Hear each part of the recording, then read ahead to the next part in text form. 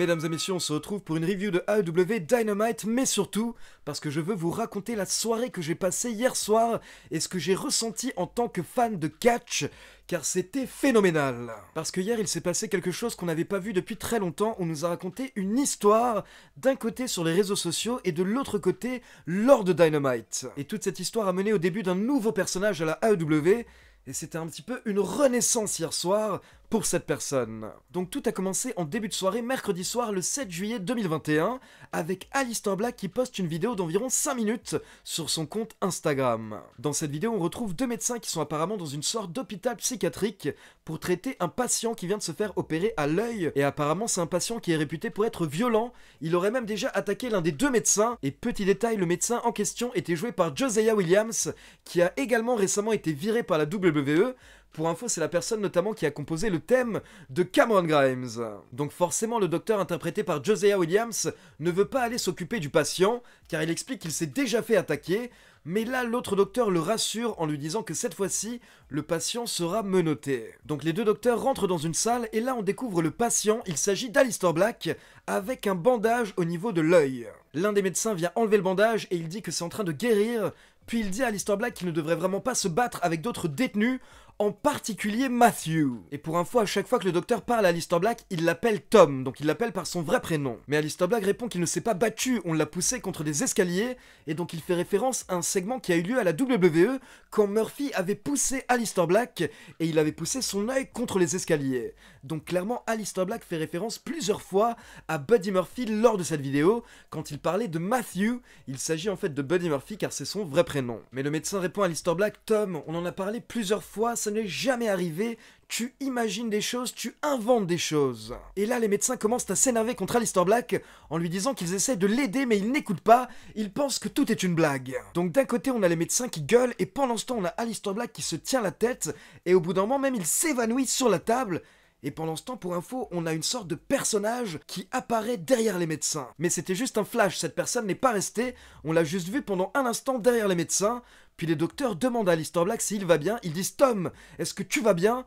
Et Aleister Black répond « Oui, moi je vais bien, mais par contre toi non. » Et là, d'un coup, ça part en couille, Aleister Black tranche la gorge du premier médecin, et ensuite il va choper le second médecin, Josiah Williams, par la gorge, et il le plaque contre le mur. Donc là, forcément, le second docteur s'excuse, il dit « Désolé, désolé Tom, je m'en veux », mais là, Aleister Black s'énerve et il dit qu'il ne s'appelle pas Tom, il s'appelle Malakai. Et la vidéo se termine avec Aleister Black en costume cravate noire qui sort de l'hôpital avec le sourire. Et là, à l'écran, on a une phrase qui apparaît « The devil made me do it ». Donc le diable m'a poussé à le faire. Et donc vraiment, cette vidéo était intéressante parce qu'elle était bien faite. Elle nous tease un nouveau personnage, un nouveau nom pour Aleister Black. Et ça parle également de Murphy dans la vidéo. Donc ça, comme je vous l'ai dit, c'était en début de soirée, environ 5-6 heures avant Dynamite. Et donc, entre le moment où la vidéo est sortie et entre le début de AEW Dynamite, on a plusieurs médias américains qui ont commencé à sortir des articles avec des rumeurs comme quoi apparemment Aleister Black va apparaître à AEW Dynamite ce soir malgré sa clause de non-concurrence. Car je rappelle qu'Aleister Black a été viré le 2 juin 2021 et habituellement, quand un catcheur ou une catcheuse du roster principal est viré, il a une clause de non-concurrence de 90 jours, c'est-à-dire que pendant 3 mois, il ne peut pas apparaître dans une autre fédération, mais pendant ces 3 mois, il est toujours payé par la WWE. Donc logiquement, comme Aleister Black a été viré le 2 juin 2021, il ne devrait pas avoir le droit d'apparaître dans une autre fédération avant le 2 septembre 2021. Mais il faut savoir que depuis plusieurs semaines, il y a des rumeurs comme quoi plusieurs catcheurs qui ont été virés par la WWE ont demandé à ce que la fédération annule leur clause de non-concurrence. Donc du coup, hier soir, si vous suivez un petit peu ce qui se passe sur Twitter, il y avait une sorte de hype, il y avait une sorte d'excitation dans l'air avant le début d'AEW Dynamite. Donc on passe au résultat et hier soir, le show a démarré avec un strap match entre Cody Rhodes et QT Marshall, et au bout de quelques minutes, d'un coup, on a eu un bug au niveau des lumières, les lumières se sont éteintes puis elles se sont rallumées. Et là, moi je vous avoue que directement dans ma tête, je me suis dit c'est bon, c'est parti, il va se passer quelque chose ce soir, surtout que hier soir c'était la première fois que Dynamite était à nouveau sur la route avec du public. Donc je vais être assez rapide au niveau des résultats car là on s'intéresse à une chose, vous l'avez compris. Donc on démarre avec une victoire de Cody Rhodes face à QT Marshall dans le strap match à l'ancienne, c'est-à-dire que Cody a dû toucher les 4 coins du ring pour remporter le match. Ensuite on passe en coulisses pour une petite promo de Shawn Spears qui critique l'ego surdimensionné de Sammy Guevara. Mais là justement on a Sammy Guevara qui jette une chaise dans la gueule de Shawn Spears. Puis Sammy Guevara s'assoit tranquillement sur la chaise et il dit à Shawn Spears « J't'ai eu bitch !» et c'est loin d'être terminé. Ensuite on a Tony Schiavone qui nous présente Don Callis et le champion AEW Kenny Omega. Kenny Omega qui a vraiment un style incroyable actuellement, c'est une star Kenny Omega et je trouve qu'il en jette. Et ce délire actuellement avec Kenny Omega et les Young Bucks qui exagèrent leur style, qui sont méga extravagants, c'est vraiment très très bien joué. Donc Omega et Callis se retrouvent dans le ring et là bien entendu on a Don Callis qui fait une grande promo pour Kenny Omega, mais ils sont interrompus par les membres du Dark Order. Et c'est Evil Uno qui prend le micro pour confronter Kenny Omega et il lui demande pourquoi est-ce que Omega a peur de Hangman Page. Et Kenny Omega commence à répondre mais rapidement il attaque Evil Uno, donc ça part en bagarre avec Omega, Gallows et Anderson contre le Dark Order, mais là nous avons droit à l'entrée de Hangman Page pour une énorme pop. Hangman Page monte sur le ring pour se débarrasser de Gallows et Anderson, puis il se retrouve face à face avec Kenny, et là c'était tendu, c'était intense, parce qu'on se rappelle de toute l'histoire et tout le passé entre ces deux catcheurs, anciens champions par équipe de la AEW. Donc là on est vraiment sur du booking à long terme, la AEW qui nous raconte une histoire depuis des mois, et qui continue justement à faire avancer tranquillement cette rivalité entre Kenny Omega et Hangman Page, et à un moment on pensait que ça allait péter hier soir, mais là Anderson intervient pour distraire Hangman Page, et ça permet à Kenny Omega de prendre la fuite. Mais en tout cas, la rivalité qui va venir entre Hangman Page et Kenny Omega va être grandiose, c'est sûr et certain. Ensuite, on a une petite interview en coulisses avec Darby Allin et Ethan Page pour hyper leur rivalité, puis on enchaîne avec un 3 contre 3. Nous avons les membres de The Inner Circle, Jake Hager, Santana et Ortiz, accompagnés par Conan contre Wardlow, Dax Harwood et Cash Wheeler, accompagnés par Tully Blanchard, les membres de The Pinnacle. Donc forcément un match bien intense avec encore une fois une petite confrontation entre Hager et Wardlow, et vers la fin du match on a Tully Blanchard qui distrait l'arbitre, et pendant ce temps on a les FTR qui portent leur finisher, le Big Rig, sur Jake Hager, puis Wardlow en profite pour effectuer le tombé pour la victoire. Ensuite, on nous informe que la semaine prochaine, Karl Anderson va affronter Jon Moxley pour le titre US de la New Japan. Et donc on a le droit à une petite vidéo où Karl Anderson nous parle de la naissance du Bullet Club. Puis on enchaîne avec une signature de contrat entre MJF et Chris Jericho. Et pour info, hier soir, lors de l'entrée de Chris Jericho, on a un fan qui est passé par-dessus la barrière et qui apparemment voulait monter sur le ring pour attaquer MJF.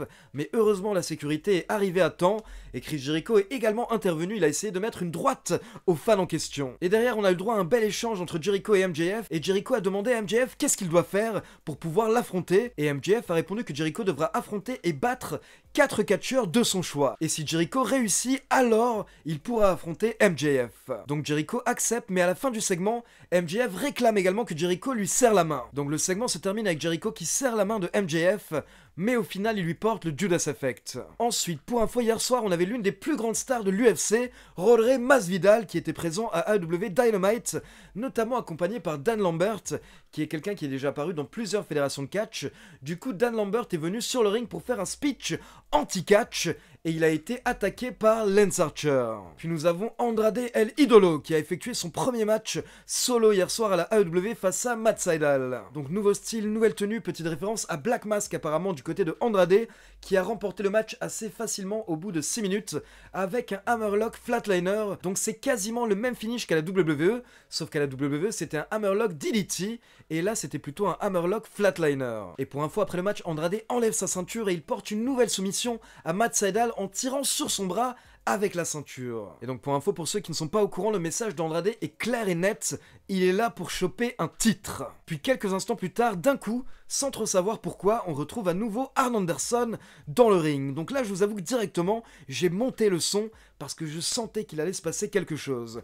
Donc Tony Schiavone pose quelques questions à Arn Anderson, mais là, d'un coup, les lumières s'éteignent à nouveau. Et quand les lumières se rallument, nous avons justement Aleister Black que nous avions quitté un peu plus tôt dans cette vidéo Instagram. Et bien c'est le même qui est dans le ring de la AEW et directement il porte le Black Mass à Arn Anderson sous les acclamations du public. Donc là forcément d'un côté on est méga heureux de voir Aleister Black à la AEW, mais d'un autre côté on ne comprend pas ce qui se passe parce que comme je vous l'avais expliqué un peu plus tôt, Aleister Black est censé avoir cette fameuse clause de non-concurrence. Donc Aleister Black est dans le ring et je précise que justement ce n'est plus Aleister Black. Les commentateurs précisent que c'est Tommy End, mais justement il a l'air tellement dark, il a l'air tellement méchant que ce n'est même pas vraiment Tommy End, ça a l'air d'être quelqu'un d'autre, c'est Malakai Black. Et vu qu'Arn Anderson vient de se faire attaquer, on a Cody Rhodes qui débarque dans le ring, Et au début, Malakai Black veut se battre, mais d'un coup il se calme, il fait genre non t'inquiète c'est bon y a rien, et bim, il porte un nouveau Black Mass à Cody Rhodes.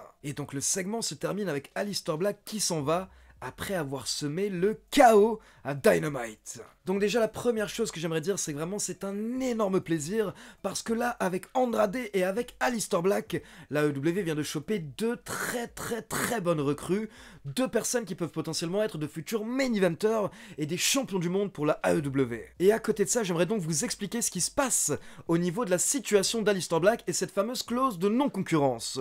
Donc d'un côté on a le média américain Fightful qui précise que si Aleister Black a pu apparaître, c'est sûrement parce que la WWE a accepté d'annuler sa clause de non-concurrence. Mais attention, depuis hier, on a eu le droit à une autre explication qui vient de la part du média PW Insider, qui est l'un des plus gros médias américains. Et l'explication de PW Insider est totalement différente car d'après eux, il s'agit en fait d'une erreur de la part de la WWE, car à l'époque, bien entendu, Aleister Black a démarré à NXT, et ensuite il est passé dans le roster principal. Et quand un catcheur passe de NXT au roster principal, son contrat est modifié, car déjà il a une augmentation, mais à côté de ça, sa clause de non-concurrence est modifiée. Car les catcheurs de NXT ont une clause de non-concurrence de 30 jours, alors que les catcheurs du roster principal ont une clause de non-concurrence de 90 jours. Mais d'après PW Insider, la WWE a simplement oublié de modifier le contrat d'Aleister Black quand il était passé dans le roster principal à l'époque. Donc au final, Aleister Black ou Malakai Black n'avaient pas une clause de non-concurrence de 90 jours, mais de 30 jours comme les catcheurs NXT,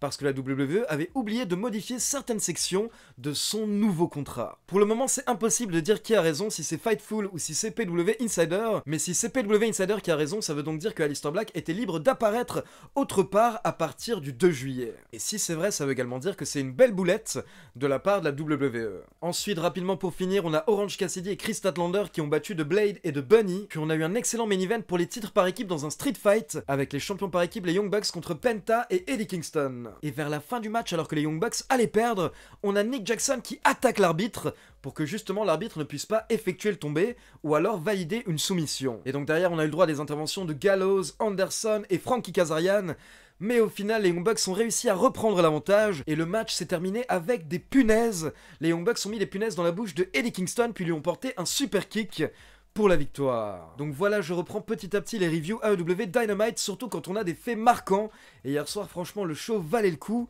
ne serait-ce que pour les débuts de Malakai Black. Du coup, n'hésitez pas à me dire ce que vous pensez des débuts de Malakai Black à la AEW. Est-ce que vous avez kiffé, ou est-ce que vous avez trouvé ça moyen? Personnellement, j'ai adoré. Et comme d'habitude, n'oubliez pas de liker la vidéo, de vous abonner à la chaîne et de cliquer sur la petite cloche pour être informé de la sortie des prochaines vidéos. Ciao tout le monde!